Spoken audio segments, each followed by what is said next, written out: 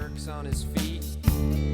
He looks up and gives me a grin and says, "Hey dude, you too must be from Marin." Marin County's A-OK, from Tam to Stinson all the way to MA. Fresh organic veggies in the market every day. The Dennis, Dylan, and NWA. Welcome to the Run TMC podcast. That is the Run the Marin County podcast, a podcast about basketball in Marin County. I am Duffy Ballard, and with me is my co-host, Dave Levine, who I understand from sources close to the situation is enjoying a cup of hot coffee on this rather drizzly, dreary day here in Marin County. Dave, can we confirm or deny this is the case? Can confirm. Been on a run of hot coffee. Not been dipping into the iced coffee for, I'd say, weeks. Right. That seems appropriate. So we're going to pause here, Dave, because this is the Run the Marin County podcast. But this episode that we're going to talk about here shortly is one that will likely get listeners from all over the country, maybe all over the world. The topic is basketball. However, this is not a hyper-local episode, but this is a hyper-local podcast some of the time. So Marin County, Dave, as you know, is a little bit north of San Francisco, has a love of the game of basketball that spreads across all the communities here. And that's what we talk about on our podcast much of the time. So we thought for those listeners who might be new that we would introduce ourselves and a little bit of what we do before we jump into this episode. How's that sound, Dave? Sounds great. Hello, listeners from all over. Duffy and I are two middle-aged guys who have played basketball our entire lives at varying degrees of success. Duffy much better than I am. If you need a bucket late, go to Duffy. If you need someone to set a screen, I'm available. But we both have day jobs. Duffy's a physician. I work in finance, but we also, in our spare time and in all of our free time, coach basketball at the high school level. Duffy's an assistant coach for a boys varsity team here in the county, and I am the head coach of a girls varsity team. We have children who play basketball. We have lovely wives who are very supportive of our basketball addiction. And a little over a year ago, we started this podcast as kind of a love letter to local hoops, but it's become much more than that, and it's been really fun. So we're delighted to have listeners who are not in Marin County. Yes, absolutely. If you've never been to Marin County, come on out and visit. We're on the other side of the Golden Gate Bridge. It's a beautiful rolling hills in the wintertime, this time of year, very green. We've got some redwood trees. There were some movies that were filmed here. I don't know if you've heard of the Star Wars series, Dave, but there were episode 3 was filmed partially here. The Ewoks took control of our redwood forest. So anyway, come visit if you haven't been here. It's a beautiful place, lovely people, and the basketball can be really competitive. And so before we move on, Dave, from Marin County, you did mention middle age. That's absolutely true. And I do want to let our listeners know that today is December 19th, and tomorrow, I believe for you, Dave, is a pretty landmark birthday. Do you want to tell us a little bit about that? No. Is it a half dollar? It's a half dollar. Yeah. For the record, I'm older than Dave, so to me, he's still quite the youngster. He's the upstart, and yes, he does set a pretty good screen, and he's pretty good from the nail. And when you're shooting around with him, he doesn't miss. And in the game, he doesn't take shots that he should. So that pretty much covers it, right, Dave? Can confirm. All true. Moving on, Duff. You're so excited to do this episode. So excited. I'm just not excited to talk about my birthday. It's a big one. Yeah, everything hurts. That's okay. All right. Sponsor time, Dave. So what time is it, Dave? Duffy, it's sponsor time. Okay. We're very excited. We have a new sponsor. And for those there who've been just wondering, should I sponsor? Should I not sponsor? Should I partner? Should I not partner?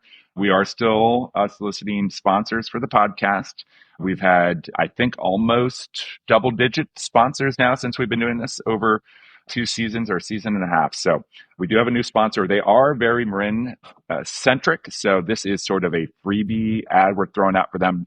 And we're going to bring them back for our more hyper local updates. So Dave, tell us about West End Nursery. Very excited to have West End Nursery as a sponsor. My good friend Chris Unterman and his family have owned West End Nursery for many years. The nursery has been in business since 1909, owned by the same family, so we're fourth generation. Chris and I grew up together. We were on the same CYO team from 3rd grade through 8th grade. Chris's dad, Tom, was my first CYO coach and someone who had a huge impact on my life. Tom passed away tragically a couple years ago. We miss him a lot. But Chris and his wife, Barb, run West End Nursery. And this time of year is a great time to go visit West End Nursery. So the Christmas house at West End Nursery in the heart of Santa Fe transforms into a stunning holiday wonderland that captures the magic of the season. Each year, the West End elves work their magic, creating a festive spectacle with over 50 themed trees adorned with twinkling lights and vibrant decorations. This enchanting atmosphere invites visitors to revel in the joy and warmth of the holidays and the nursery. It's super fun. My kids and wife go to West End every year to get some ornaments for the tree, and it's just fun to support a local family-owned business. So thank you, West End Nursery and Chris Unterman. Yep, best in Marin, 2024. Been in business since 1909, same family, 4th generation. So awesome. I'm going to head there. We already have our Christmas tree, Dave, but I'm going to head there. Maybe we haven't really done the wreath thing just yet, so maybe that will be a stop for this weekend. And then important addendum here, or quick add-on. Chris Unterman in the Marin Athletic Foundation Hall of Fame, was a 3-sport star at Santa Fe High. He was my year, 93. He was a quarterback on the football team. He was an excellent guard for Brett Tavani's basketball team. And then he was a stellar baseball player as well, and has been a very successful baseball coach around Marin. And Chris's dad, Tom, also in the Santa Fe High and MCAL Hall of Fame for everything he did for youth sports, including rebuilding the Santa Fe baseball field. So a sports family full of athletes and great people. Yep. Very impressive. And Dave, we had said we weren't going to talk about Marin specific people or things too much in this episode, but this was an important note to put out there. And we do appreciate the family and the nursery and the sponsorship support. Now we're going to move on to the next segment.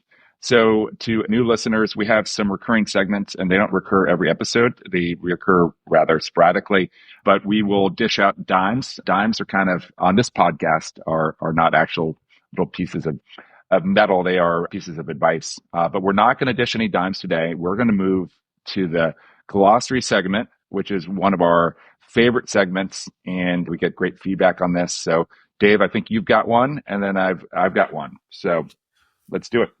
Yeah, yours is more ethereal than mine. Mine is just very boring basketball, but mine is 2 on the ball. You might hear commentators, coaches discuss 2 on the ball. It's a pretty simple concept, but it's an important one in basketball. 2 on the ball is essentially the goal of a lot of offensive actions to draw 2 defenders to the ball, which thus Duffy frees up an offensive player. So if you have a good ball handler that is able to penetrate and draw 2 defenders, a help side defender, and then kick the ball out to an open shooter, that's a good use of drawing 2 on the ball. So important concept. We're going against a zone, for example, this evening in a game, and I was trying to impart upon my players the importance of attacking gaps in a zone to draw 2 on the ball and then kick to an open shooter, and that player hopefully is ready to shoot and knock down a shot. 2 on the ball, Duff. 2 on the ball. And as a defense, you want to sometimes stunt or otherwise look like you're going to have 2 on the ball, but actually then recover pretty quickly with either like a short closeout or a long closeout to get back to those shooters or other dynamic offensive players. So that's stunting is all about making it look like you're going to have 2 on the ball, but actually not. So that is one of the counters to the 2 on the ball principle. Exactly. Okay. So Dave, this is not a basketball glossary term. This is more like, this is a pretty cool vocab word that just popped up in my email because I get a word of the day in my email. And this is one that I actually have never heard, or at least if I've heard it in real life, I didn't hear it and remember it, but it is appropriate for a player control that I'm going to give to our listeners. So resipiscence is the word, and it means it's a combination, Dave, of acknowledgement of wrongdoing and a wish to do better in the future.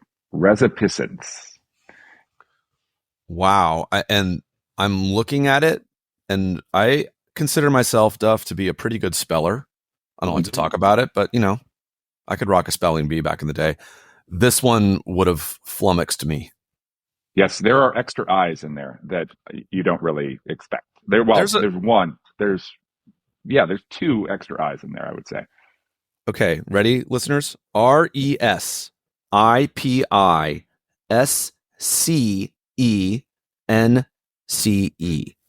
Resipiscence. Okay. And I had to look up how to enunciate it, Dave. I did do my homework. So this is a player control. So another recurring segment for us, Dave. And actually, we've been pretty good. We haven't really had player controls, but when we say something incorrect in our podcast, we will bring it back for a player control foul, and we'll acknowledge that we made a mistake. So this is both an act of resipiscence, and it's also player control. And that is, we had promised, or more specifically, I had promised our listeners that we would gather some clips from our correspondents, our local correspondents who are either coaches or parents or fans of the local teams here in Marin, and put together some content from them and put it out in an episode that would give our listeners an overview of where our Marin teams are right now in the season. Yeah, most of them are between like 4 or 5 games in, or I know San Rafael's already played like 13 games. Would give them sort of a little taste of how the season's going. And we received some excellent content from some of our friends and correspondents. However, I just was not able to put it together this week. So what we're going to do, Dave, is after the holidays, we have a text chain going now with some of our best correspondents. If you'd like to be on it, hit us up. And we're going to resolicit input and put it together. And it's going to be right before league season starting in January. It's going to be a big burst of Marin-specific updates from our team. So that is player control, and we will get this done. And thank you to our correspondents. We appreciate all you do for the podcast. Agreed. So, Dave, we're going to get into this interview. It was really awesome. I enjoyed every minute of it. We say this, I think, for essentially every interview, but this is one that we could have kept going for hours, if not days, perhaps weeks. So I have a couple things I want to mention about the interview before we go into it. But Dave, I'll give you the floor as a early birthday present to you. I'm going to let you speak first here. Oh, Duffy, I don't like to speak. We're very honored to have had time with Professor David Hollander from NYU. And kudos to Duffy. Duffy's the one who sourced this interview. David Hollander wrote a book called How Basketball Can Save the World. We talk about it a lot during our interview. It's a great book. We highly recommend it.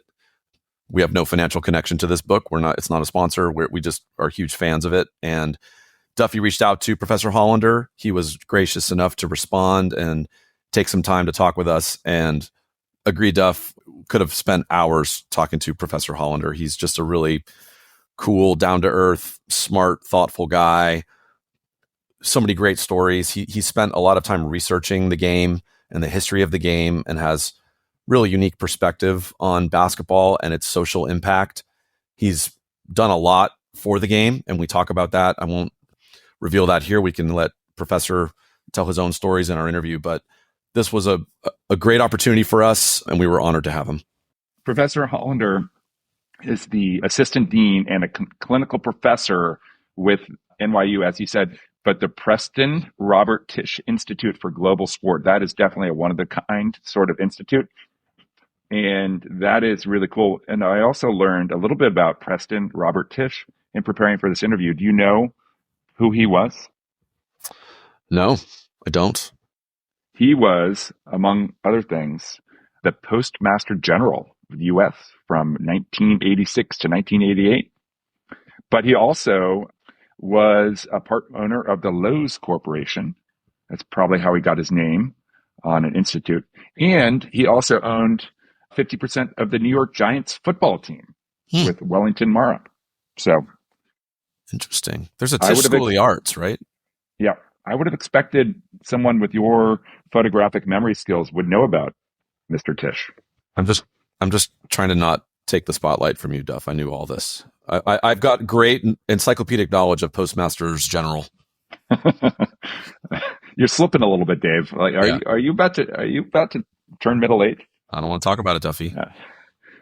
All right. Well, one thing I did want to talk about before we jump into the interview, one of the early topics in the interview was Professor Hollander's ability as a player in high school to pick up technical fouls. It seems like he was very creative, and he was able to, I believe he said he's an all-time leader for his high school in technical foul. Yep. So Dave, I have a couple questions about technical fouls for you. Are you ready? Ready. Okay. All right. First one, can you tell me NBA players all time most technical fouls? Okay, I've not looked anything up. This is totally off the top of my head. My first guess is Dennis Rodman. That's a very good guess. He's number 5 all time at 212. Okay, don't tell me. Okay. Xavier McDaniel. I do not have his number of fouls, but he's not in the top 5. Mark Eaton. I will say as a hint, there is a bit of a Utah Jazz sort of coloring to these lists. Yeah. Karl Malone. Yeah. Karl Malone, 332. Yep. But Jerry Sloan is the most among coaches, we think, although it turns out that they didn't track technical fouls that were given to coaches very well in the NBA for a period of time. So we think Jerry Sloan, Utah Jazz, former coach, has the most technical fouls of any coach in the NBA all time. Before I move on to the next quiz, Dave, who do you think has the second most all-time NBA player? Barkley. Very good. And yeah. Yes, he's only 3 behind, 329 versus Karl Malone, 332. And this is a segue. This is something we like to do on the podcast, listeners. We like to segue. The segue is, guess who wrote an endorsement to Professor Hollander's book on the back of the book? Among other notable people, next quiz, Dave. Who wrote an endorsement on the back of the book? Charles Barkley. Yes. Mark Cuban wrote one on the front, Charles Barkley on the back. I'm going to read this one from Chuck. Professor Hollander makes the case for basketball as a philosophy, as a required subject like math, science, history, or literature. I'm ready to go get my PhD. That's fantastic. I agree. He does make that case. And we talk a little bit about this in the interview, but when I found out about this book, I took it to my CYO team and to my grade school team. My son Holden was playing at that level at that time. And I just kind of made the case to them over and over again about why basketball was and is the best sport in the world. And so, some of these kids were playing other sports like lacrosse or soccer. And I would say those are good sports, water polo, good sport, but it doesn't have the global reach and impact of basketball or the ability to travel like basketball. I mean, if you're a water polo player and you're traveling to Europe and you want to get some exercise, are you just going to be able to go down to the pool and find yourself like a little pickup water polo game? I don't think so, Dave. But basketball, completely different in that regard. So we don't want to speak disparagingly of our water polo friends, Duffy, but basketball is a very portable game. And that was another topic that was really fun to discuss with Professor Hollander, because he has such great perspective on the global impact of the game, including, Professor Hollander was the guy who made it happen. But December 21st, when we are releasing this episode, is World Basketball Day. And Professor Hollander is the one who made that happen. He just describes that in our interview. So we're really thrilled to share this with our listeners. Hope you guys enjoy it. This was a really fun conversation. And, another thing that I like about Professor Hollander is he's very actively supports women's basketball as well as men's basketball, and talked about going to the Barclays Center to watch the WNBA finals. and the importance of gender inclusion is something he talks about in his book, which goes back to the days of James Naismith, the inventor of basketball. He wanted it to be a gender inclusive sport. So just great conversation. Honored to have him. Thank you. Yeah, thank you, Professor Hollander. I'll just make a couple quick notes before we move on to the interview. So there were some references in the interview to various stories. There's the Pardon Book Richardson movement that Professor Hollander and his class has been involved with. Professor Hollander has been featured in the media in a bunch of different mediums. And what we're going to do, Dave, is put some links to a number of the things that we talk about into the show notes. So we don't have to go into too much detail right now, but we'll have a bunch of links in there, and as well as to a book about playing basketball in the Philippines. That is a little bit of a foreshadowing of the conversation to come, but it's called The Pacific Rim's Flip-Flops and Basketball in the Philippines. They love their basketball in the Philippines. So anyway, thank you, Philippines, for thank you, Philippines, for helping to make World Basketball Day a reality. And Dave, before we go, happy World Basketball Day, happy birthday, and happy World Basketball Day. To you as well, Duff. And thanks, Professor Hollander. And enjoy the interview, everybody. All right. We're very excited to have Professor David Hollander from NYU. Professor, thanks for joining us. Dave, Duffy, great to be here. Thank you for the invitation. So Professor Hollander is a longtime professor at NYU. We're going to talk a lot about the pickup basketball games that I'm sure he's played in down in the village. But we found him, actually Duffy found him through a book that he wrote called How Basketball Can Save the World. And I'll let Duffy share his relationship with that book. But I can tell you that Duffy sent it to me and a few of our friends maybe 2 years ago, 2 or 3 years ago. And I read it, I devoured it, I loved it. Honestly, Professor, it's one of the driving forces behind. I've the last couple of years, I've been throwing myself into basketball in addition to my regular day job, but I've been coaching, I've been doing this podcast. Your book had a huge impact on me, and I just love the message of it. So we're really fortunate to have you join us. But before we get into it, Duff, anything you want to say about Professor or your relationship to the book? Yeah, I would say it's been an inspiration for me as well, and helped sort of motivate me, much the same as you, Dave, to sort of dedicate time to basketball in a bunch of different ways. And it's been very rewarding, especially, Dave, you and I are very hyper local. Just, it does feel like you are both getting input from and inspiration from the community, but also giving back. And you're doing it around a sport that we both love. And then you start to think about the principles of the sport of basketball and how they might translate in a way that can have a much broader impact. And that was something I'd never thought about until reading your book, Professor.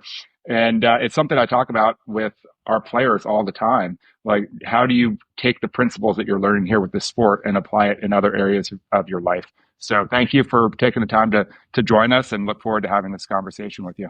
Well, thank you both for such a sincere and meaningful kind of frame for our conversation. When you opened with the fact that Duffy had given, had gotten the book for so many people, I didn't know if this was kind of a formal collection effort for commissions on the book. So I'm glad to have this discussion. That's a good idea. We sent you a shirt. That's the extent of our financial contribution to you. That T-shirt. I've been wearing out that T-shirt. Good. So we're going to need you to take a selfie and send it to us, because I throw that on Instagram. So, Professor, why don't we start with what drew you to basketball to begin with? Why? I mean, you're a professor at NYU. You've been there for 15 years. You have this amazing record. You're an amazing writer. What drew you to the game of basketball? Yeah, and it's personal. It's been with me probably from the time I was a sentient being. My father shocked my mother and took our savings and dumped a bunch of concrete in our backyard and made a square court and a real basket with, a full square backboard and 4 stanchions. And that was it. I began to speak a language in a space with my siblings, with my friends, with kids in the neighborhood, with kids I didn't even know. And that began when I was 6. So that space and that kind of special way of being with others, that language has, it started to germinate in me, that early. That's when it began, honestly. And so describe yourself as a player when you were a kid. Like, were you playing pickup at the park? It sounds like you got your own hoop, so you probably have a good jumper.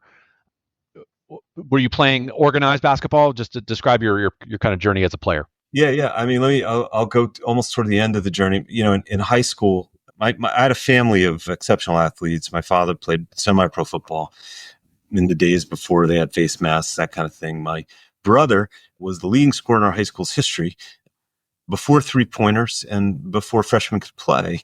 My sister, 1,000 points, 1,000 assists. I hold one record in my high school. That's most technical fouls in a season and a career. That was my crowning. That's the only statistical. You were the John McEnroe of your high school. So that would have meant I had exceptional talent. No, I was an above average high school player. And where'd you go to high school? Yeah, Newton High School. It's a public high school in Northwest New Jersey. It's a part of New Jersey most people don't even know exists. Okay. Thick white kids. I'd say the best players to come out of our area were Chris Gent, who played at Ohio State. Yep, Chris Gent, and then Troy Murphy. Good player. Notre Dame Warriors, Right. a Warrior player. Yeah, Absolutely. So they all came from a town called Sparta, which was next to Newton, rival town. But that playground there, I played on quite a bit, and I became a playground player. I probably try to play bigger than I am. I love rebounding, but when I play basketball, even though I speak for a living now, I get quiet. I just enjoy the motion. I enjoy the entire interactivity, the connection, the little things. Growing up, I also played kind of in the park and rec centers with old men when they got off work. When I was 12, and they treated me like an equal. And I learned a way of playing basketball that was kind of a way of speaking this language correctly. And I enjoy just doing it, and I think that quiet, that kind of balance, that peace, that kind of feeling of my whole self, best self being integrated, I think that's probably who I am. That was beautiful. Some of our listeners are going to be nodding their heads because a lot of what we've covered in our episodes is the lost art of playing pickup basketball. Right? Our generation, we played pickup basketball, and we talk about it ad nauseum on this podcast, but that marriage of high schoolers on the court with guys in their 50s and 60s, college players on the court with players who never sniffed the varsity in a high school team, right? And finding that secret sauce to just that moment, play together and figure out, how do we compete and win this game? Or if we don't care about winning, how do we just find some joy in this moment, right? Yeah. I think I love the way you just described that. And I think it's like the beginning of civilization. It's like here we are thrown together. I didn't choose to be born. I'm here with you. Oh no, what do I got to do? Yeah. And the basketball court, particularly the pickup basketball court, I can go, you can go, we don't know anybody, and they don't know us. And immediately we find ways of knowing each other. And it's immediately, continuously. And the better you do that, the more fluidly, the more kind of you're thinking about each other. Yeah. I feel like the more you do this thing, it's like you develop a muscle, you develop a certain consciousness, a certain way of moving about this earth. They teach you very early in basketball. One of the first things they teach you when you're learning the game is keep your head up. That basic orientation to being in the world. Head up, not down, not on your phone. And I'm not going to rant against the phone too much. Yeah. But but and I have a phone. I use it. I'm, all that. It's fine. Of course. But it's a way of being around in the world, knowing each other, seeing each other. And I think and I'll just add, not to go too far down any road, but it's no different.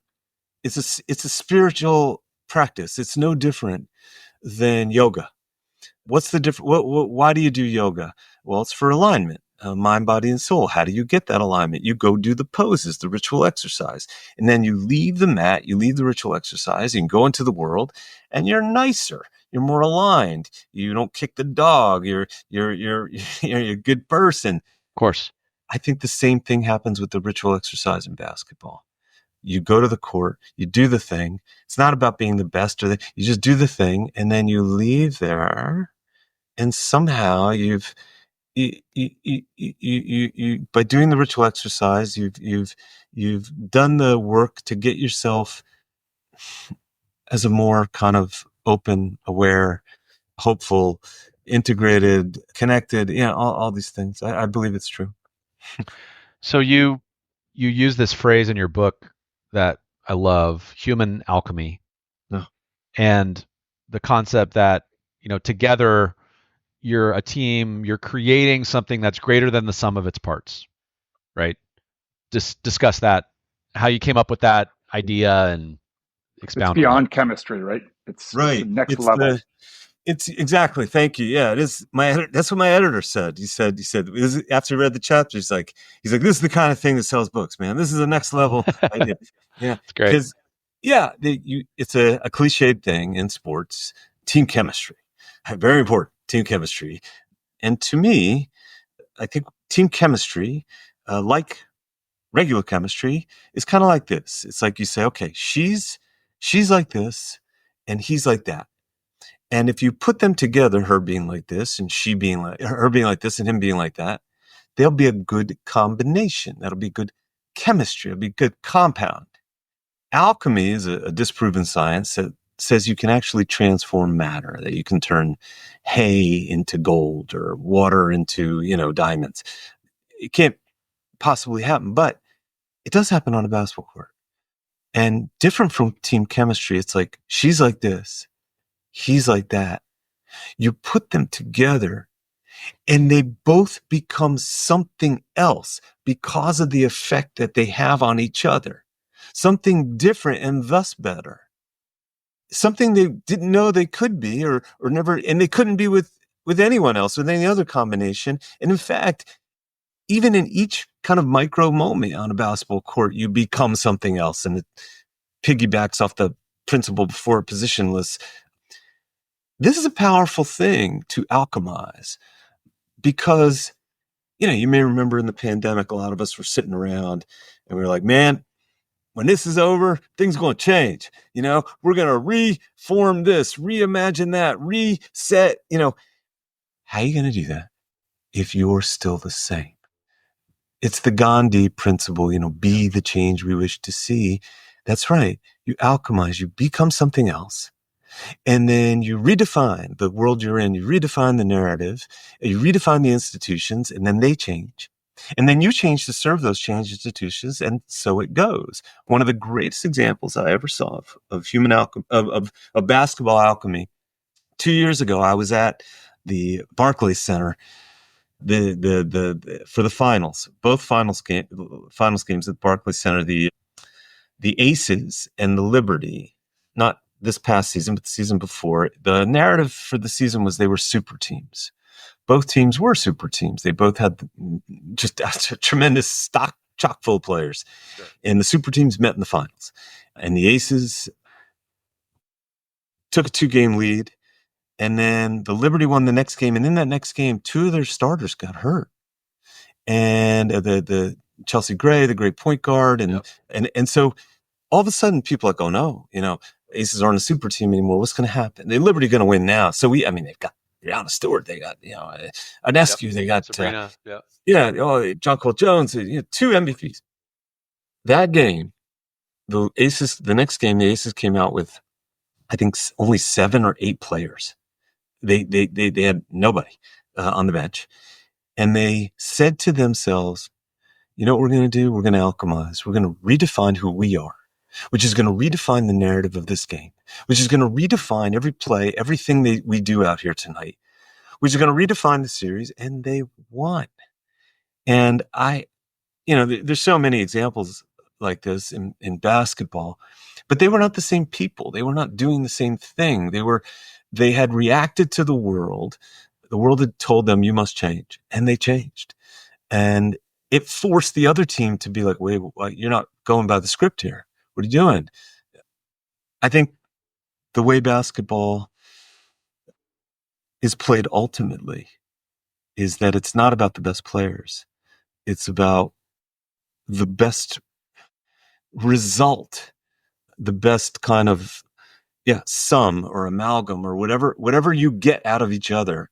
That's what basketball is about, and it will always be thus. And it's just so many stories of the most talented teams on paper has nothing to do with who's going to win a basketball game.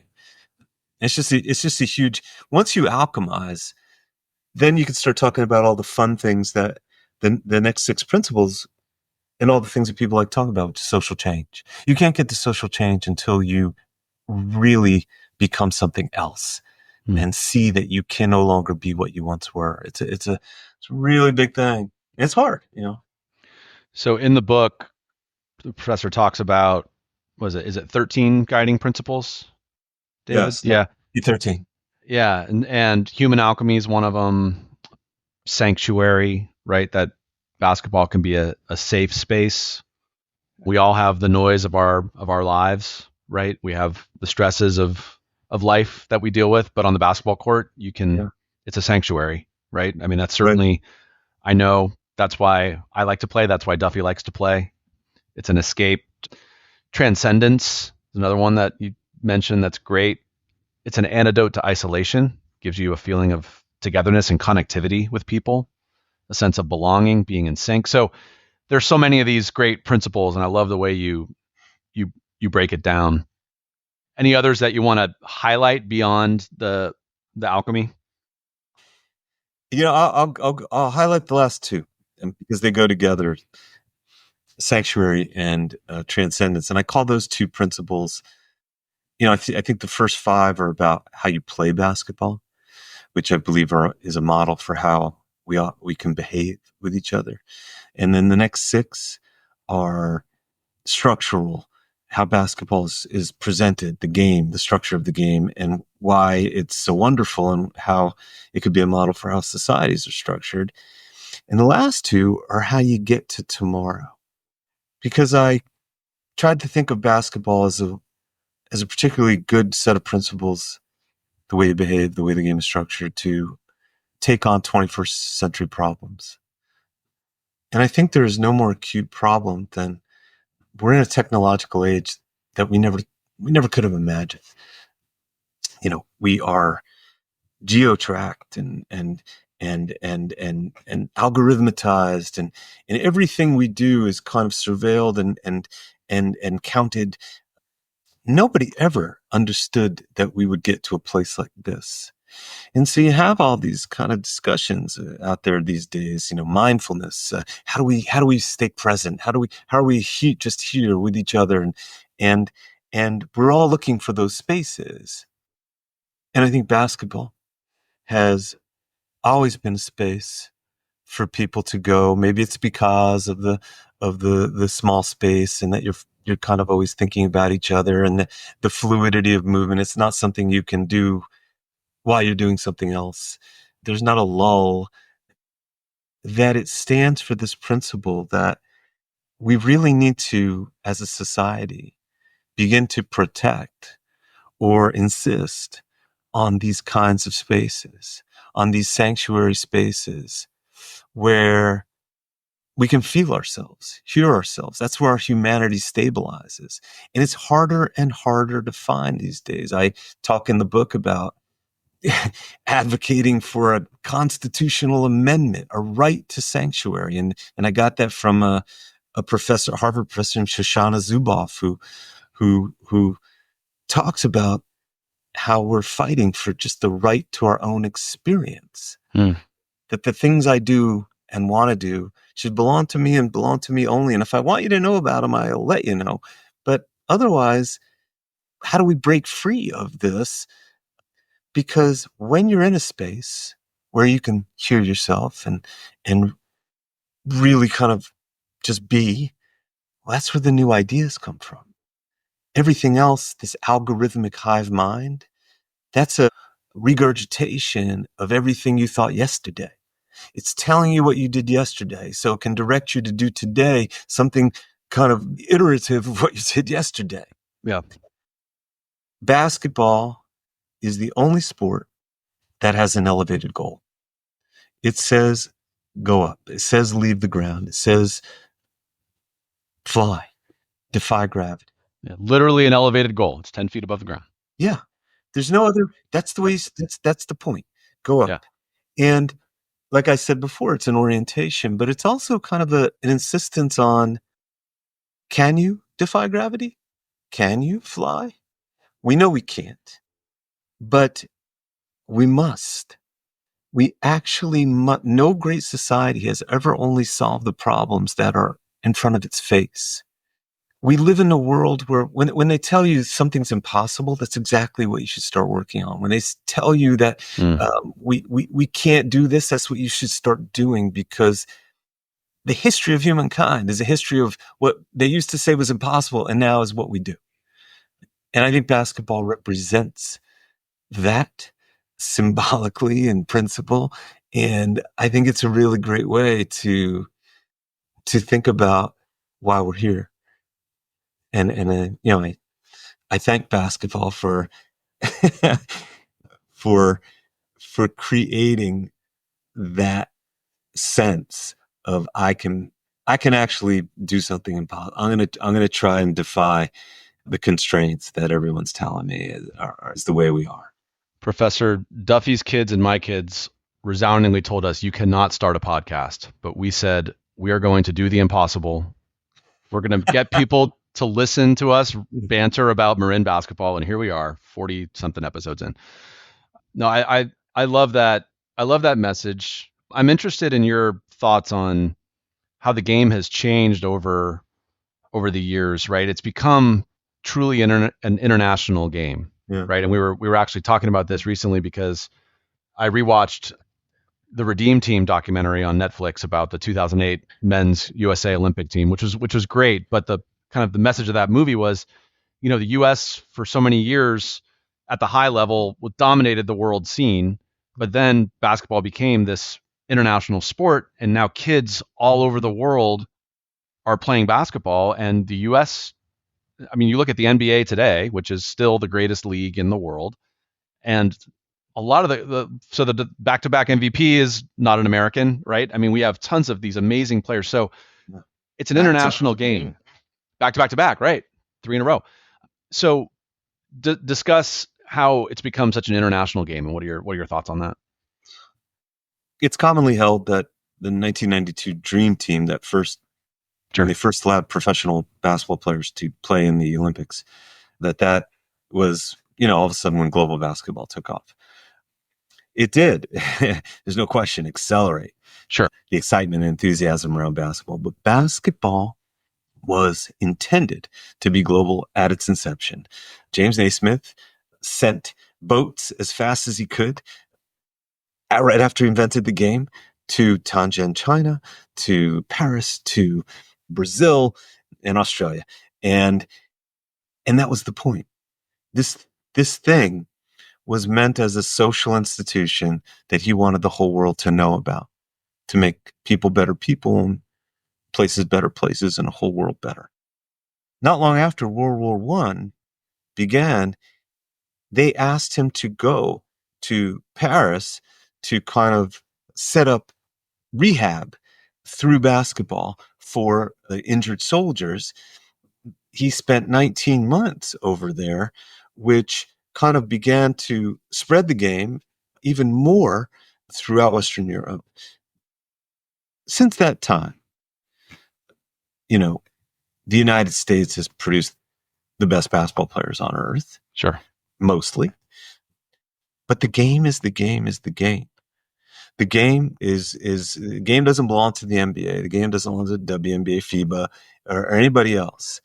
It's a very simple game. It hasn't changed that much.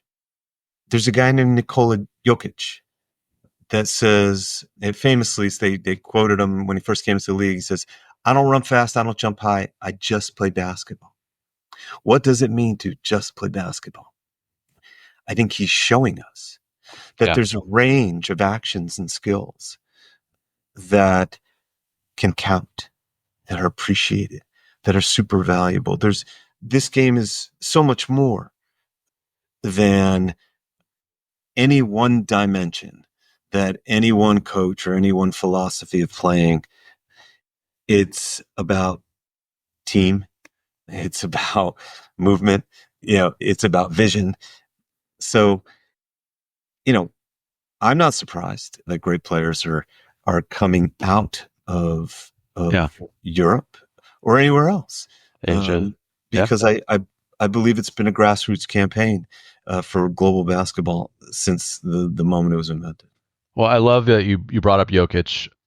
I was watching him play the other night, and it's like watching Messi on the pitch. It's like watching Gretzky on the ice. It's his ability to see the floor and get his teammates involved, and he seems to know, okay, Aaron Gordon hasn't had the ball in a bit, and so he's constantly distributing to his teammates. Yeah. There's a lot of connectivity on that team, and that's all him. It's amazing. And you're right. You watch him; it looks like he's wearing, Crocs on the court. He doesn't move fast. He doesn't jump high. It's not aesthetically pleasing to watch him move as an athlete, but it's absolutely astounding to watch him play basketball. Yeah, except it is. Yeah, it's a glory. It's a beauty. It's, I feel like when I watch him, I feel like I'm watching him teach everyone else how to play while he's playing. And he's not the only one. There's a story that I tell in the book about Bill Russell. I was listening to him in an radio interview once, and the interviewer, a guy named Sonny Hill, who's also a Hall of Famer. This is around the time Shaquille O'Neal was unstoppable in the NBA. Mm-hmm. He was just so physically superior to everyone else. And so Sonny Hill asked Bill Russell, "How would you stop Shaquille O'Neal? Bill, how would you do it?" And, because he had stopped the Goliath of his day, Wilt Chamberlain. Of course. And Russell paused, felt long to me. Maybe it was 5 seconds. I don't know. And he said, "I wouldn't." And Sonny was like, "What? You wouldn't? How, you're Bill Russell, man. You stop me. What are you talking about? How would you wouldn't stop Shaquille?" He's like, "No, I wouldn't." He's like, "My team would." Mm. This is the way basketball is played. Right. This is the way you win championships. This is, and that principle. Well, that's just true in the United States of America. That's true in Marin County. That's true in Rucker. It's true wherever you play this game. That's the way you win. That's the way you play. That's the joy. That's the intention. That's the I'm coaching a coaching clinic tonight where I'm teaching for some youth basketball coaches who are new coaches, kind of teaching them how to coach. And one of the things that I was just writing myself notes before we came on here, and emphasis for people who are coaching little kids, 4th, 5th graders, the concept of team defense, right? And what you just said, that's the best story I've ever heard about distilling it down to how important it is to play team defense. It's 5 players or 4 players, however many players on the court against the ball. It's not just a one-on-one game. And getting kids to understand, because kids walk on the court and they think, okay, I'm guarding this guy or I'm guarding this girl. Yeah. No, you're sure, but it's all of you against the ball, and it's everybody working together. And that concept of team defense and connectivity is so important for kids to learn. It really is. And when you explain it that way to them, when you say, this is what this means, like the game that you're playing means that, and it's different than any other game. It means that every time you do something, you're thinking about what it means to the other 4 people on your team when you're doing it. And they're doing the same thing at the same time. And when you're all doing that, now when you leave practice today, try that with everything else you're doing. When you go home and you're doing, think about your family as you're doing whatever you're doing in your room, or you're not putting away the dish, or like everything we do does affect everyone else. This concept of Ubuntu, this South African. Yeah. Doc Rivers. I mean, yeah. Like, what a perfect application. I was emailing back and forth with the founder, Mark Crandall, of Hoops for Hope today. I thank him so much for teaching me Ubuntu and how it is a basketball consciousness, and how basketball is Ubuntu. And what if we all kind of said to ourselves, when people ask us, who are you? What's your purpose in life? What are you doing? And the answer is, I am because we are. And that's what I was just going to say. I wanted you to explain it. So yeah, that's what that is. And famously for us neophyte, non-professors here, Doc Rivers, that was the rallying cry for the Celtics, right? When they won the title under Doc, and it was kind of this unifying thing. And Ubuntu was a beautiful message. So I'm glad you brought that up. Yeah, and he had it engraved on their championship rings, which is just, it's a wonderful story. And I just love talking about like this stuff, because it's basketball, something that a lot of people know. And when I meet the two of you, we know what we're talking about. Yeah. And then we start to kind of, like you said, next level it or up level it to like, oh wait, we're actually, we're studying all kinds of things in school.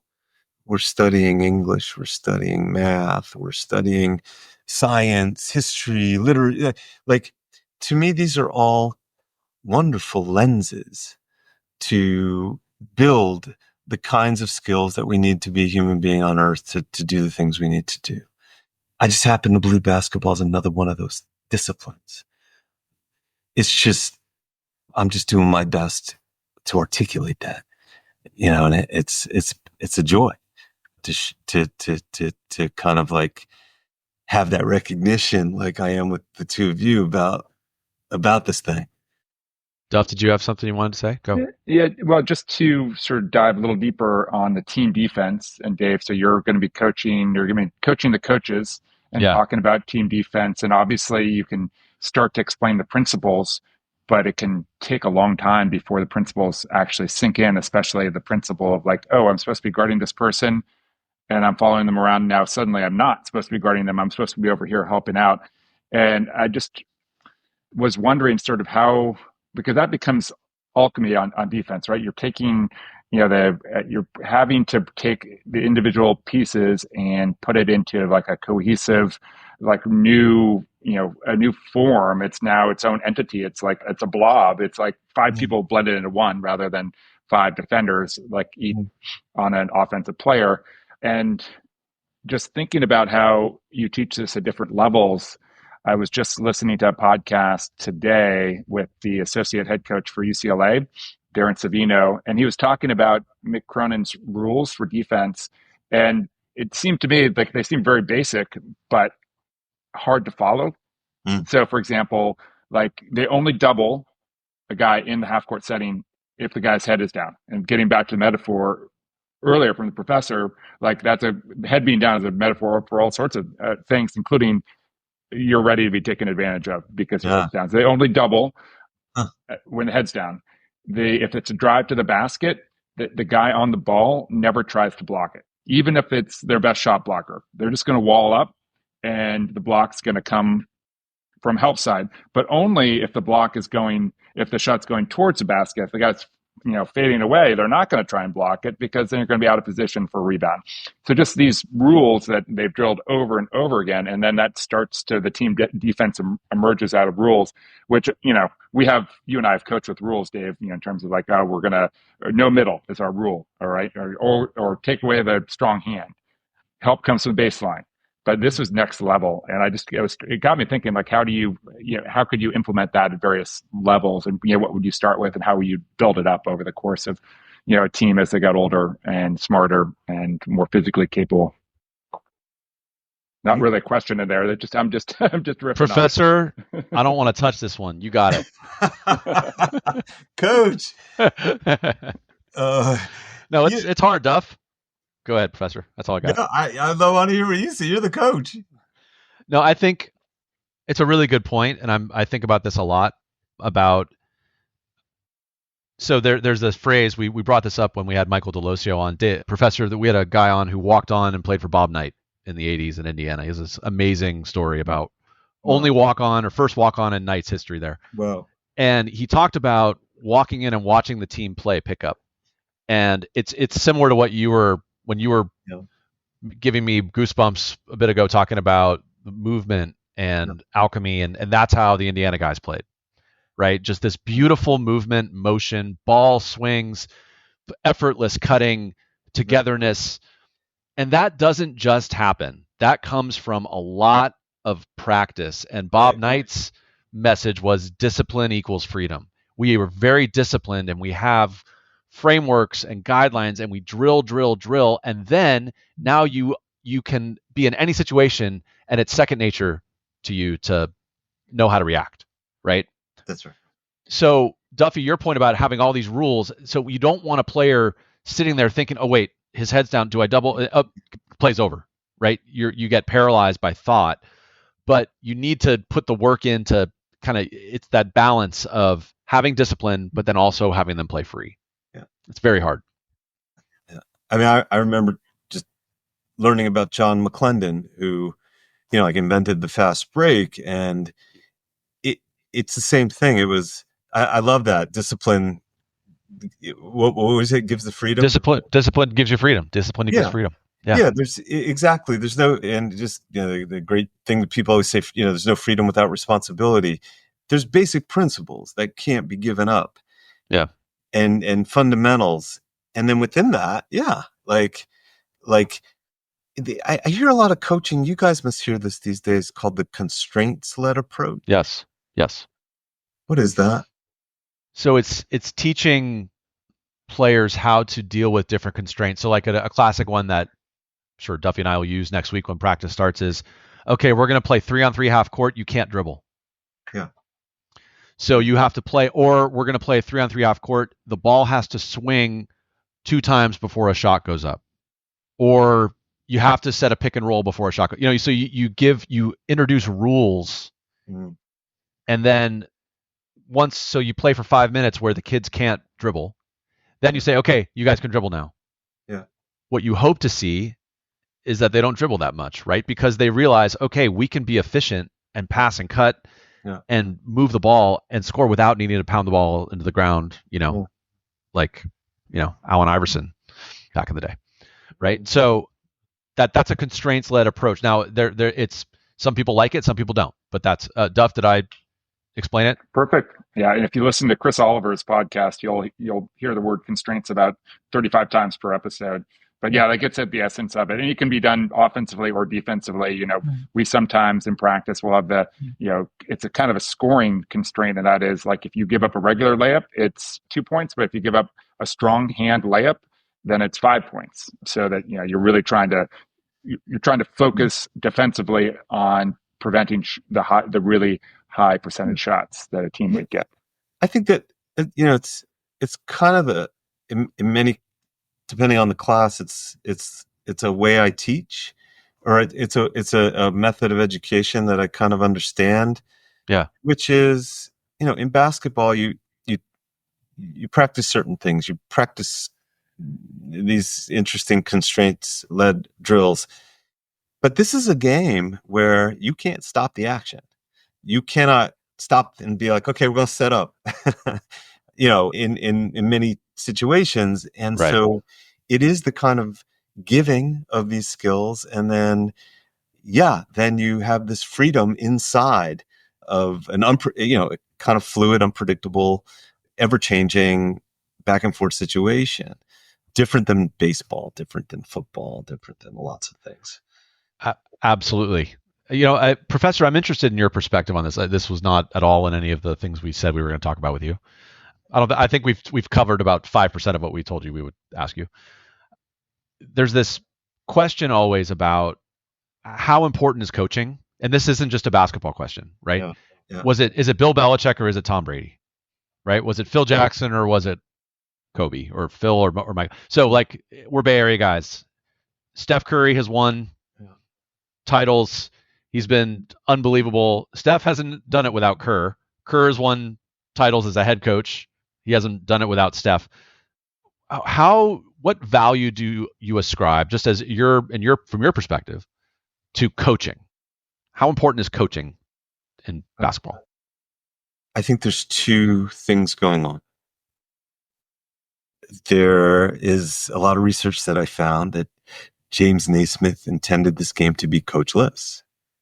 That was the whole point. That's the whole point of being in a fast break or being in a positionless kind of fluid, that you begin to develop the problem-solving skills on your own because no one's there to help you.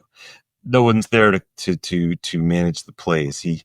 The famous story about Fog Allen, when Fog Allen was his star player, and Fog said, "I got a job in Baldwinsville College to coach. I'm going to leave playing at Kansas." And Naismith said, like, kind of laughed and said, basketball's not a game you coach, it's a game you play. Now, that's, I think, in the purest kind of, this is a social institution. Yes, that's right. That's what that's kind of the point of it. But in organized basketball, to kind of like understand it at its highest level, to practice it, to be a practitioner of it in an elite kind of way, I think good coaching is the difference. Good coaching is a study, a step back from the playing to kind of help you make better decisions, fix things in yourself. There's so much to it, right? Sure. So, no, I think a bad coach can make a really big difference, and so can a good coach. Can you just roll the ball out there like people say, "Hey, such good players"? I don't think it's true, because going back to what we spoke about, there's so many examples of, in organized basketball, great teams, great individual players who were beaten by other teams that played together in a way that just baffled just kind of handled. And that's a coaching thing. Adjustments. I mean, there's for sure. There's so many examples of that. I mean, we were just talking about the Olympics, right? 2004, the U.S. had a stacked team, more talent than anybody. Yeah. They lost. They went bronze because these European teams were playing together for years, right? And they built this culture, this alchemy. They knew their role. They knew when someone cut back door, they knew the pass was going to be there, right? Yeah. Because they played together and they had these reps together and they built that culture. And that's a great point. By the way, just for our listeners who don't know, Fog Allen, like one of the winningest coaches in college basketball history. Yeah, I can't shit on Fog Allen. He's yeah, that's ironic. But I love that. That's a great story. It's a crazy story that James Naismith and Fog Allen were philosophically opposed.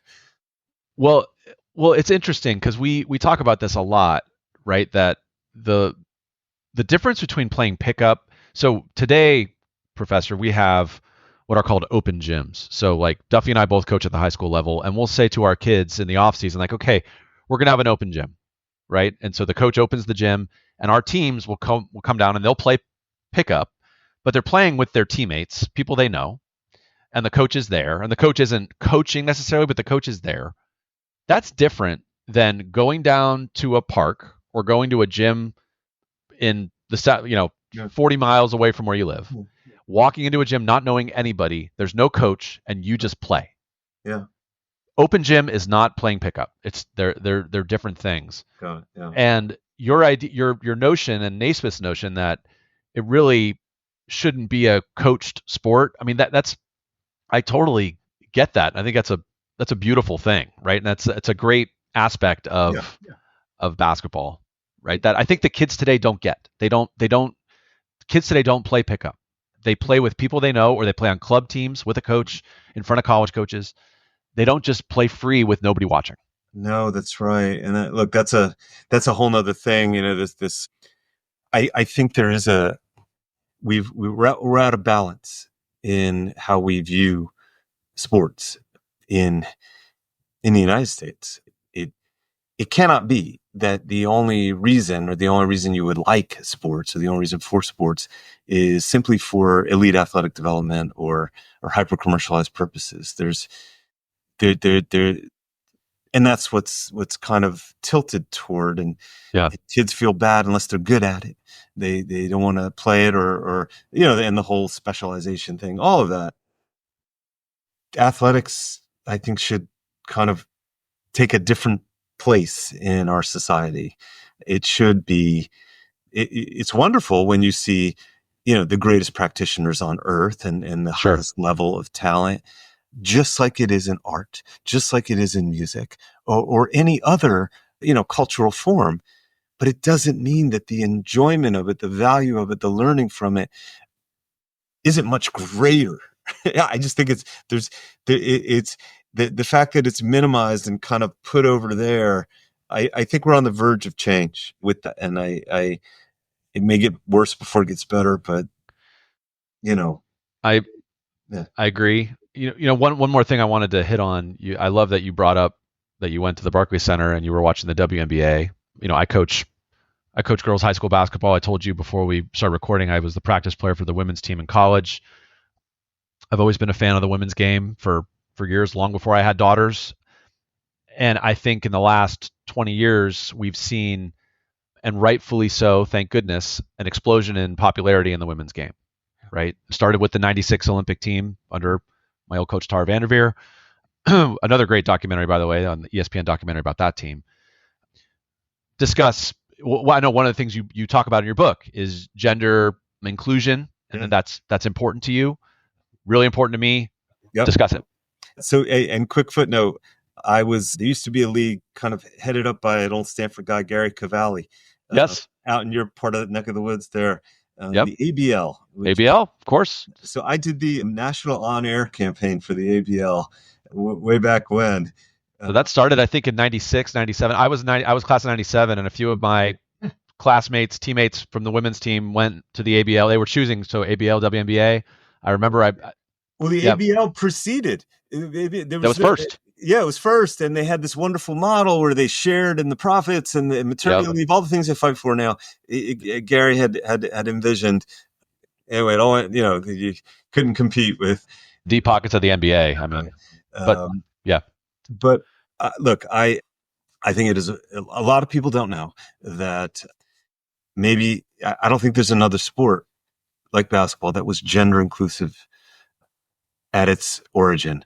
James Naismith invented basketball. He put the 13 rules up on the on the wall in the gym in Springfield, Massachusetts. And in the first 2 weeks, when the guys are playing pickup, essentially that's what they're doing. They're just playing this new game.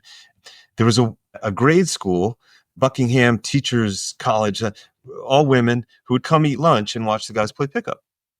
And within 2 weeks, maybe 2.5 weeks, they approached James Naismith and they said, "Hey, could we play?" And Naismith was like, "Yeah, why not?" Yeah. 1891, why not? Like this is 30 years before women had the right to vote. Unheard of. Yeah. Yeah, unheard of. It's just, So to me, in my book, I claim this is a fundamental value of basketball, gender inclusion. And I think it's been a great failure of society to not, in sports and in most things, to not adhere or follow that fundamental principle. But I feel like that kind of failure has been unsustainable. And we have reached a moment, for all kinds of different reasons, where there's an explosion in the popularity of women's sports and the financial, we live in a kind of a market driven world. So that's what's reflecting it. But I have to take a little pleasure in seeing that it is basketball that is leading. Absolutely. Thank you. And all credit, by the way, to Billie Jean King, right? Like only one sport did tennis women, do it for a long time. Sure. Equally, like she did that, like single-handedly. Wow. And Serena helped, but I mean, I totally agree. yeah, Billie Jean was absolutely a pioneer. But like even we're at a moment now with Caitlin Clark, right, where this is a paradigm shift again, right? We've had some personalities and some amazing players, Yeah. but Caitlin Clark is kind of next level, Michael Jordan-esque. Similar to tennis, where there are years where the women's players were more interesting. They were more popular. They were more valuable off the court. I feel like that's what's happening with basketball. I mean, look, you still got phenomenal, popular NBA players, but Of course. yeah, it's really been a joy. And the basketball is that's what it's about. The basketball's terrific. The competition is, you know, you guys are like me. I mean, I find joy in watching competition. All these ridiculous arguments about skill levels and who can dunk. That's just insane, because we will watch a high school game. We will watch a college game. We know they're not the best players on earth, but we like the competition. We like the tension. We like the human drama. I'm so glad that people can accept and it's normalized for young boys now they don't know any different. They're watching Asia Wilson and because they're cheering on sport. So it's a big leap. It's a big leap, man. It's a big leap. It's great. Professor? Go ahead, Duff. Yeah, and just actually for both of you, I mean, there's been obviously so much talk about sort of equity in sport and talk about integration. And, when kids are young, there'll be integration. Girls and boys will play together. My son played with a bunch of girls in New Zealand when he was in second grade, had a great time. The girls were the best players. You'll see, obviously, in pickup, men and women will play together. But I just wonder, is there a future where there is actually a league, something that is, profitable, where it's men and women playing together with, once again, some constraints, 3 women and 2 men, or, 3 men and 2 women required on the floor? I actually think that would be something I would love to watch. I just wonder what your thoughts are and whether that is, feasible at some point in our future. What do you think, Dave? I would love it. I think we're probably a ways away from that, sadly, but I would love something like that. I think that would be fascinating to watch. You're starting to see little dollops of that, right? Like there'll be, at an all-star weekend, they'll have 3-on-3 games or something, and they'll have skills competitions, right? Where it's like, Caitlin Clark against Steph Curry or things like that, right? I mean, look, I'm highly biased. I spent my college life practicing against the best women's players in the country, and they wanted me. I was doing that. Duffy, you've seen me play. Professor, you haven't seen me play. You're not missing anything. I'm not very good, but I know how to play. I know where to go on the court. I'm a smart player. I'm not a very talented player. Gravity is definitely still in effect with Dave. I'm slow-footed comes to mind. Great personality, but I loved playing with that team because they knew when to cut. They knew when to set screens. They shared the ball. Okay, this girl's hot. She's getting the next shot down the court, right? You never had any of the ego. Now, look, women have egos just like men do, but that team, they played so well together. They always seemed to find the player that had the right shot for that right moment. Yeah. And that is so fun to play with players like that. So I would love having, Duff, a league of men and women together. I hope someday it happens. I think we're probably a ways away from it, but that's my take. Yeah, I mean, why not? It's we're still, for me, not there yet with the access for women. I'd still want more normalization. Teresa Edwards was in my class the first time I ever taught her. Amazing player. Amazing player. And she just missed really the WNBA, she played in it, but at the end she was on that 96 Olympic team. She was on the 96 Olympic changed team. Everything. Yep. Yeah. I think she played in more, maybe Breonna Stewart. I think she had played in like 5 Olympics. I mean, it was unbelievable. And we were talking about women's basketball, and then of course there was a dude in the class who was like, "Well, does that mean that like you think women and men should play against each other?" Like, well, and I'll never forget her response. It was so smart. She was like, She shook her head and she's like, that's the wrong question. She's like, it doesn't matter. She's like, we're talking about access. So Right. everybody gets to play. When are we going to be there?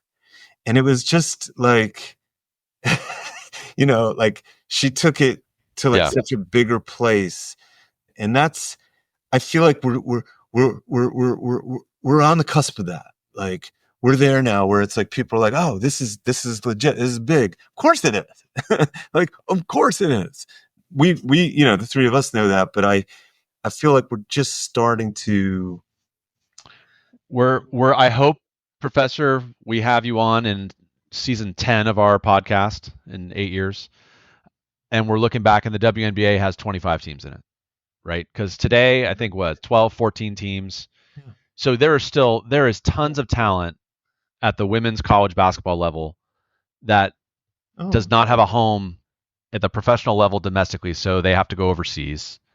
And isn't that interesting? Like I think about that sometimes. Only 12 teams.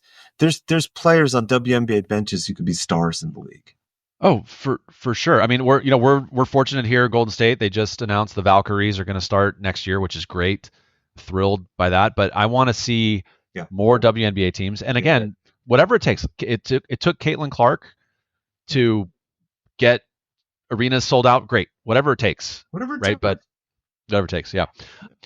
I want to be mindful of time here, but we could talk to you for hours, Professor. But I'd be remiss if I didn't ask you about World Basketball Day. Explain what that is, and discuss it quickly. I in my book, I talk about that one of the principles of basketball is how James, as we talked about already, James Smith is intended to be global, and you really gotta, there's so many things in this world that require a whole world to fix, whether it's climate, water, disease, hunger, and so there's all these 2030, what do they call it? Sustainable development goals. And my whole thing was like, well, how are we going to get there when nobody can agree on anything? How about we start somewhere with one thing? And to me, the one thing that the whole world seems to be okay with is basketball. So I drafted a resolution in the book for World Basketball Day. And then I made it a class project. I said, here's what we're going to do, everybody, all 150 of my students. Your final assignment will be to create a slide deck convincing one nation, that they ought to, because the way it works, you have to have one nation lead it forward in the General Assembly. Mm-hmm. That's the way you get a resolution passed. One nation has to bring it forward in a member state. So we had a few in mind, but I figured if we would just flood the inbox of one ambassador. And that's what we did. We chose Canada. My wife's Canadian, Naismith's Canadian. So, we chose Canada. The ambassador to the UN was like, okay, stop. Like, stop sending me this stuff. I'll have coffee with you. Canada, for good reasons, were like, we don't kind of bring these kind of things forward. And then we quickly got to the Philippines. Maybe there's no nation that loves basketball more than the Philippines.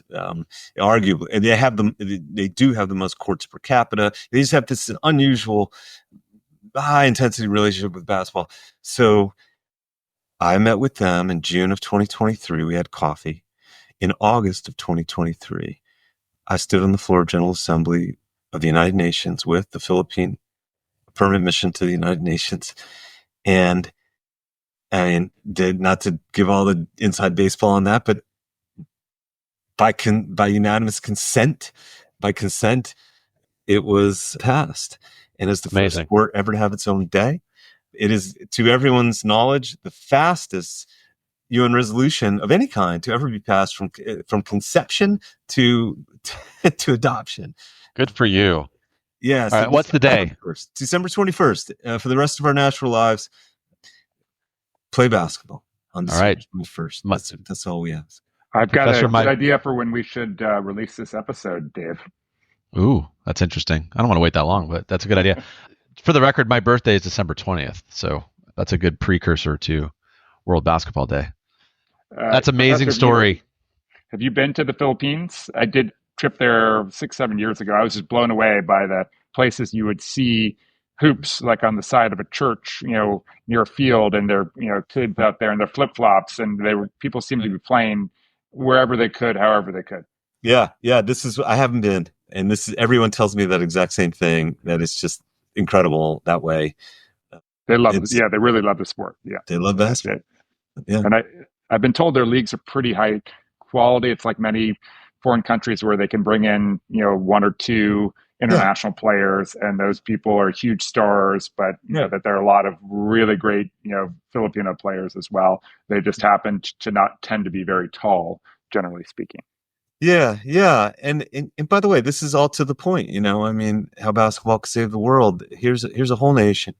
They don't have a lot of, or any people in the NBA, or, that's not what it's about. That does not diminish their love. So it's fascinating to me, the Philippines and basketball. That's great. So, one thing that I was thinking about, basketball is such a positive thing. We've talked about how great it is. For some people, it can be, and this is more in an organized basketball setting, it can be stressful, right? Particularly for kids, it's a loud, confined space. Yeah. The crowd's right on top of you. Your parents are yelling at you. Your coach is yelling at you. Yeah. I was one of those kids. I was a kid that when I was growing up, I loved playing, but I was stressed out sometimes, and I would play scared a little bit.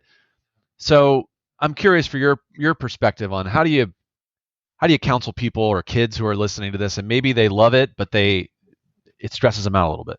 Yeah. Geez. It's it depends what age.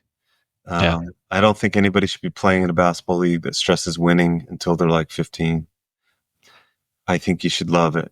You should try to find a way to play basketball in a way that you love it. So, I used to see guys at NYU. I'm close to the basketball teams here, and they'd have practice, and then they'd hang around and just play pickup with, just people, because I think they just wanted to feel that the joy of it, the unstressful. I think, when that's happening, I'm not a psychologist. I'm not, but I think this thing was meant to be fun. And if it's not fun, I understand it's serious and you want to compete. That, the hard work. I mean, but even in that, there should be kind of a joy, an understanding of this is what I want to do. When it feels like work, when it feels like you're forced to do it, when it feels like the only joy in it is if you are kind of advancing to an elite level, I think you're being sold the wrong bill of goods. And you should question your authority at that point in your life. That's great perspective. I love that story about the guys who, finish practice and then just go play pickup like that. Yeah, I played Little League Pee Wee football. I played Pee Wee football, and I grew up in a little town, and I love football. I love football, American football, and my family, we all played. But I remember I was in Pee Wee football, and we were doing this thing called Bull in the Ring. I don't think they let you do it anymore, where basically it's a circle of other people, and you're the bull with the ball, and you try and break through the circle of your teammates. And so I was doing it, and I was doing it, I'm 10 years old, 9 years old, and I was doing it all right. And then I hurt myself. I got like a Charlie horse, like it really hurt. Yeah. And the coach's like, what's the matter? I'm like, I got a Charlie horse. He's like, oh, okay. He's like, all right, shake it off. You feeling any better? And I'm like, yeah, I think, I don't know. He's like, well, he goes, just get back in there. Well, no, it hurts. I can't.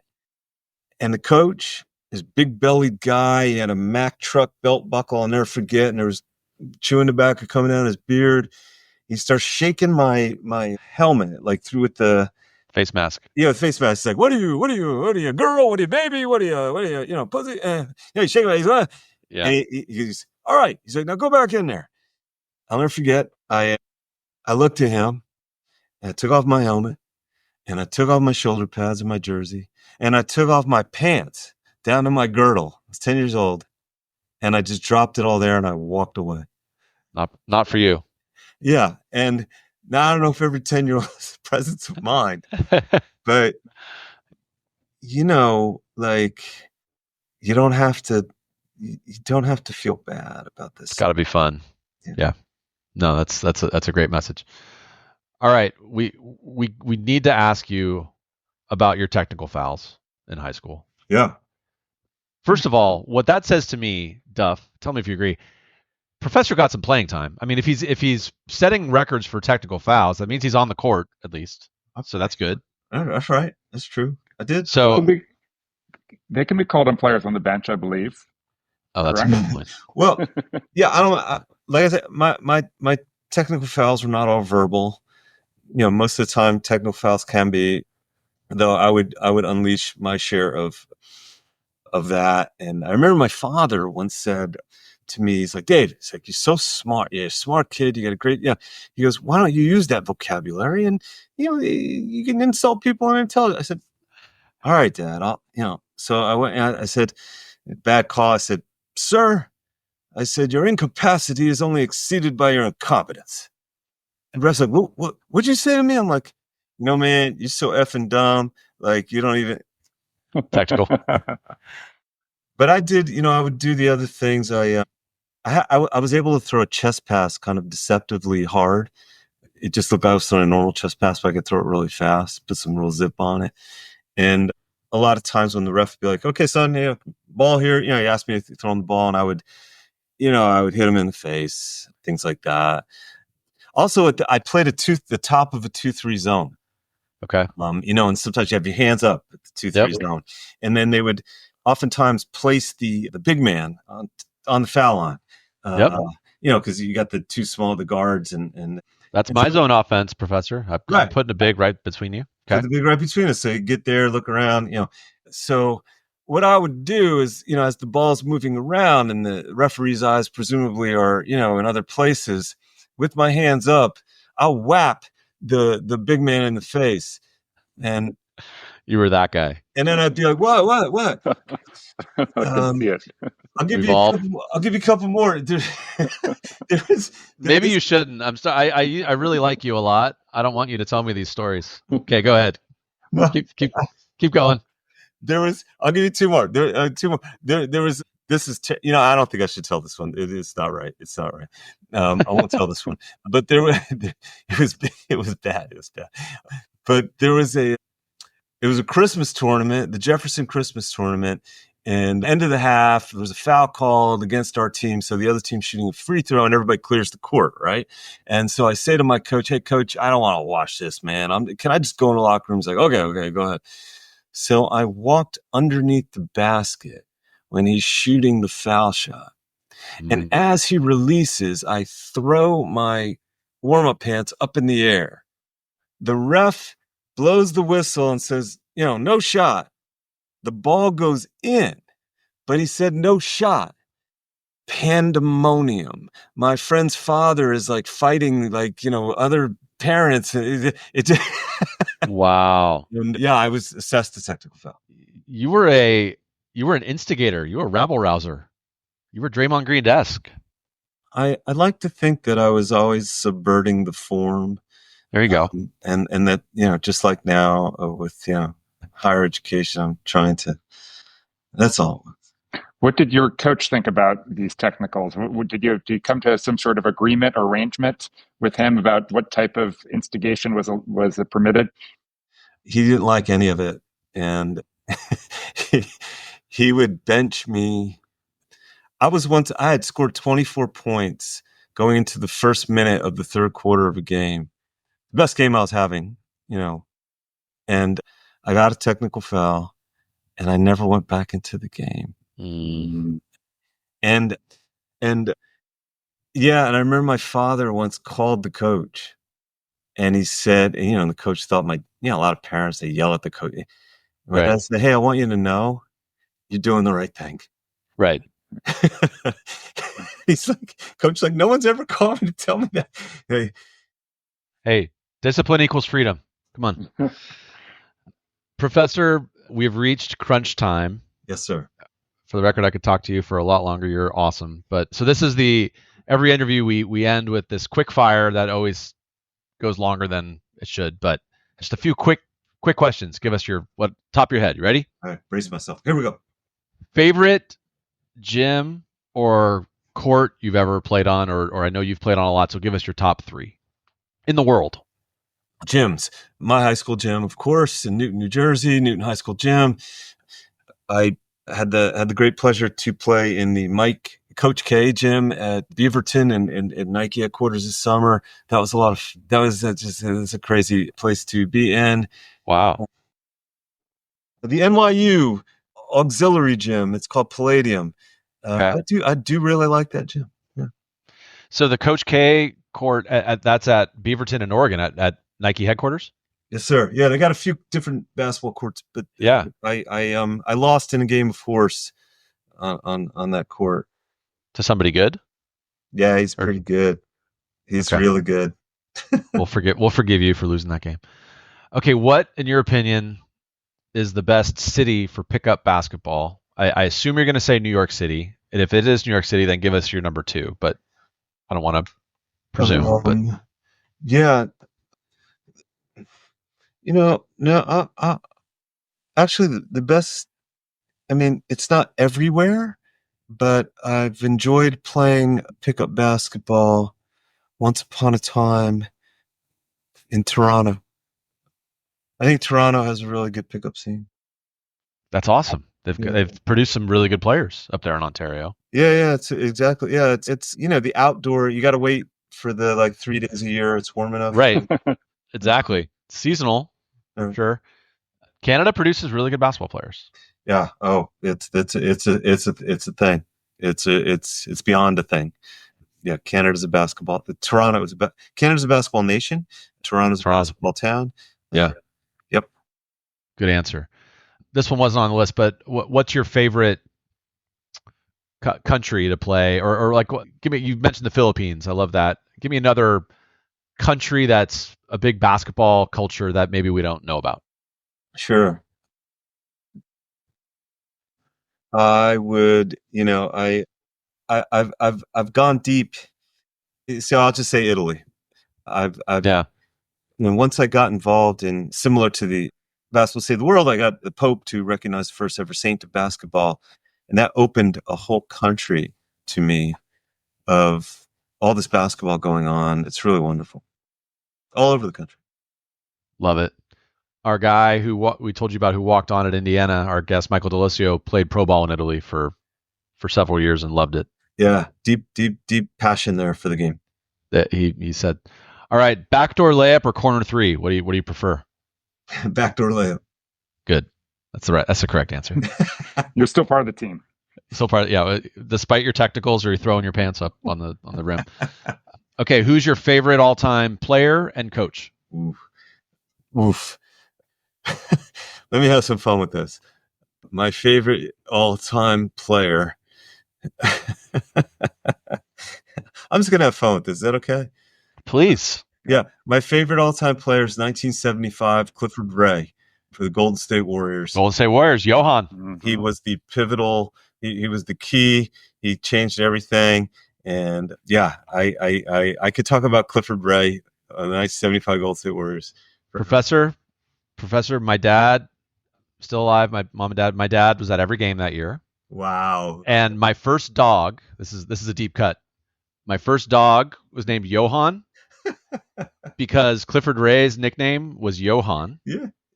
Because he would see attractive women and he'd say, "Hey, Johan." True stories. Dog. Your second dog. Yeah, well, I'm not going to go there. Yeah. Not gonna go Many Clifford Ray stories, but his unification of the 1975 Golden State Warriors is yes. why I chose them. Yes. Okay, that's a great answer. We'll allow you to have more fun. If you have other favorite players, please go, or then give us your favorite coach. Well, look, the most influential players on me as a kid were Julius Erving and Walt Frazier. I was old enough when there were 2 leagues; they weren't merged. Yep.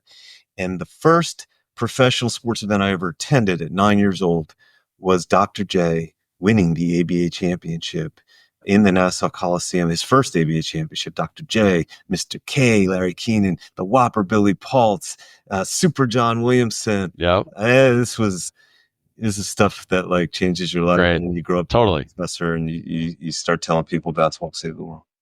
Well, Love Julius Erving was probably the number one seminal inspiration for me to end up going to medical school one day because I just wanted to be like Dr. J.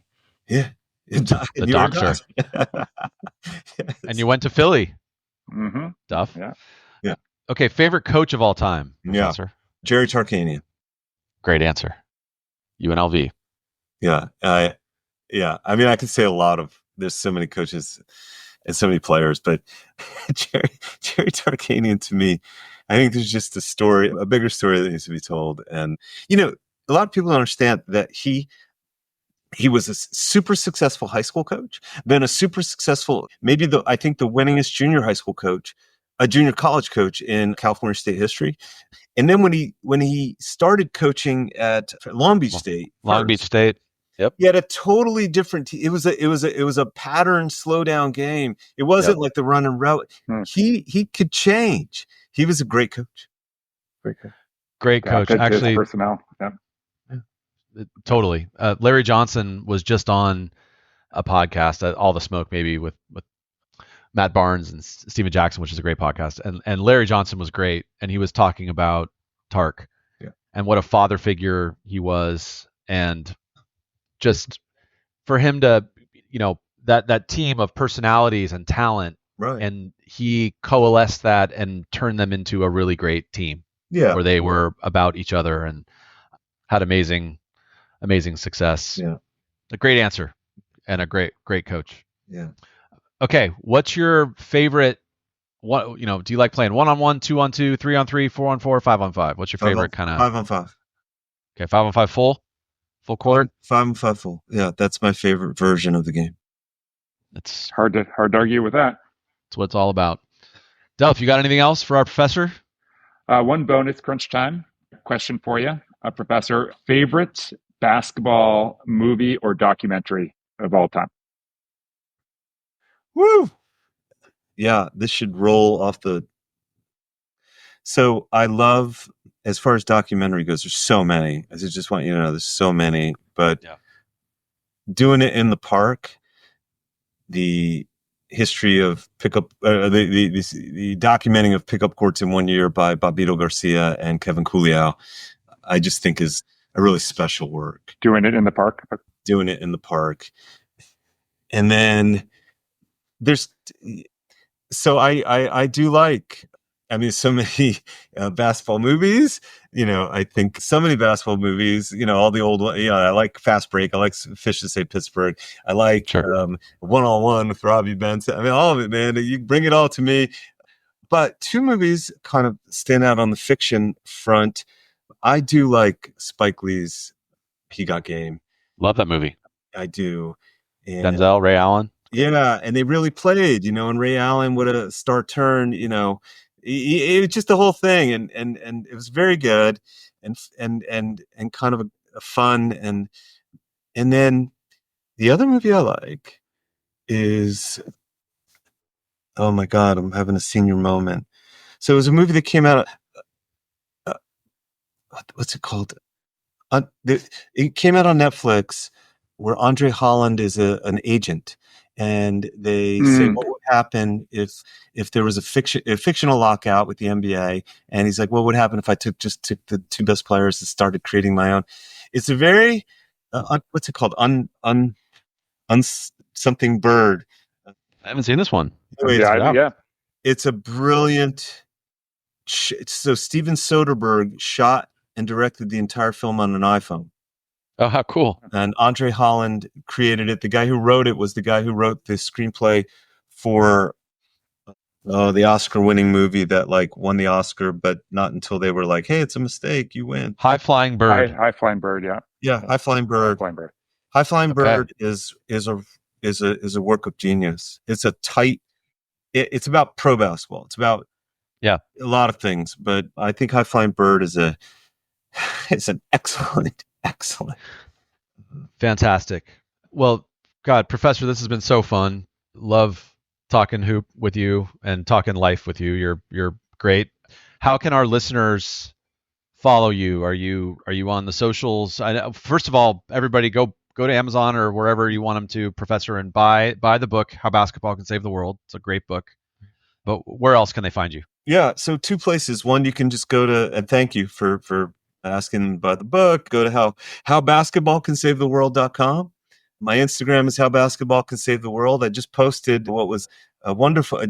Somebody did an interview with John Marin, and he had the book in his locker. Nice. Great. But I also want to direct you to, and I don't have, the only thing I have is Instagram for How Basketball Save the World, but there's a X/Twitter site called Pardon Book Richardson. It's a whole nother conversation we could have. We are trying to get a presidential pardon for Book Richardson, who went to prison as part of that whole college basketball coaches. Yep. But Book singularly has suffered in ways no one else has.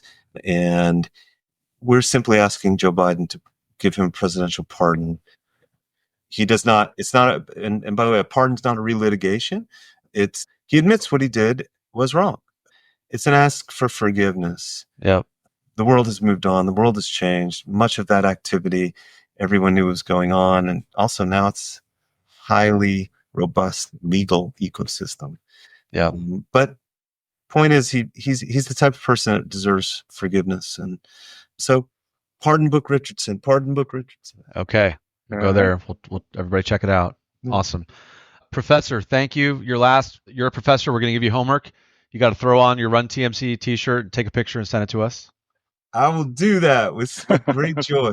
Thank you. The two of you guys are amazing. You really I so appreciate you and the way you look at the world and the way you look at basketball. Thank you for doing this with me. Likewise. Yeah, thank you for being an inspiration, and we appreciate your time. All right. Thanks, Professor. My pleasure. Always. Burke's on his feet. He looks up and gives me a grin and says, "Hey, dude, you too must be from Marin." Marin County's A-OK, from Tam to Stinson all the way to MA. Fresh organic veggies in the market